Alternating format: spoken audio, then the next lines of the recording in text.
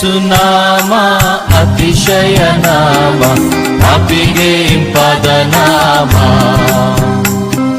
ಶ್ರೀ ಯೇಸು ನಾಮ ಅತಿಶಯ ನಾಮ, ಪಾಪಿಗೆ ಇಂಪಾದ ನಾಮ. ಪಾಪ ಪರಿಹಾರಕ್ಕಾಗಿ ಪಾಪಿಗಳ ಹುಡುಕಿ ಕರುಣೆಗೆ ಬಂದ ನಾಮ. ಪಾಪ ಪರಿಹಾರಕ್ಕಾಗಿ ಪಾಪಿಗಳ ಹುಡುಕಿ ಕರುಣೆಗೆ ಬಂದ ನಾಮ.